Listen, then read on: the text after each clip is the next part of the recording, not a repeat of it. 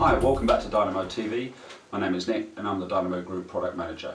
In this short video we're going to explain the Dynamode external hard disk enclosures. These are very successful devices. They're basically enclosures that will take the user's own external or own hard disk, HDU, fixed disk or whatever you like to call them. But before we get into detail on the particular types that Dynamode produces, I want to give a quick run through on the type of hard drives that these units take. Okay. Basically, hard drives come in two flavours or sizes. The first one is this one, which is a 3.5-inch drive. The second is a smaller, the 2.5-inch drive. Now basically they both hold data, iTunes, music, videos, corporate data or whatever, but they're donated by the two different sizes. Now that's very important because you need to select the right size for the right hard drive that's actually going to take the hard disk itself. The first drive, if we look at this, the 3.5-inch again, these drives are normally found in desktop servers, desktop computers, media centers and so forth, and they can normally take quite a bit of storage, probably up to 1-2 terabytes. The second sort of drive is a lot smaller. Now this still holds data, but it's designed for portable computers. For example, netbooks, laptops, Mac, Windows and so forth. Even the latest servers still have small disk drives because they produce less power and they're easier and they're cheaper to manufacture. So before you decide to buy the Dynamode external hard disk enclosure, you need to select the right caddy, as they're also known, for the right hard disk. But before we move on to the actual enclosures or caddies themselves, a quick word about interfaces. Now on the back of hard drives, they come with a number of interfaces. In fact, Dynamode produces external disk enclosures that can encompass two sorts of hard drive interfaces. The first one, and probably the more up-to-date version, is the SATA, S-A-T-A interface, which is basically a block interface. It's a male to female edge connector and it's normally is in two blocks, one for the data and one for the power. And these are normally the faster drives that can transmit data up to 5 gigabits per second or more, so they're pretty quick and they've been around for a couple of years now. The second sort of interface is what's called IDE. Now IDE is an older interface and it has two rows of pins, probably around 50 or so pins on it, so there's quite a long row of pins. This is normally used on older hard disks or in laptops and desktops, but the Dynamode design on our enclosures or caddies will take either or, so it will either take SATA or IDE or a combination of both in our combi external hard disk enclosure. So that's all you need to know.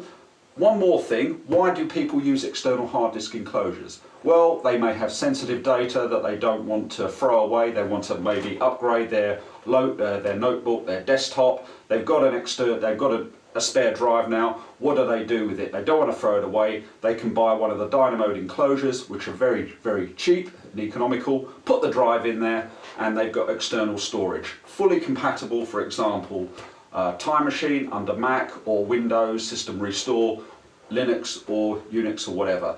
Or, as you know, you can buy hard drives very, very cheaply now, and by putting a hard drive in an enclosure, they're certainly going to be a lot cheaper than vendors' specific enclosures that already have the drive in there. Very easy to use, plug and play, no drivers are needed. So what we'll do now, we'll have a look at each particular caddy in question. Welcome back. What we're going to do now, we're going to actually look at the Dynamode 3.5-inch external hard disk drive, caddy or enclosure.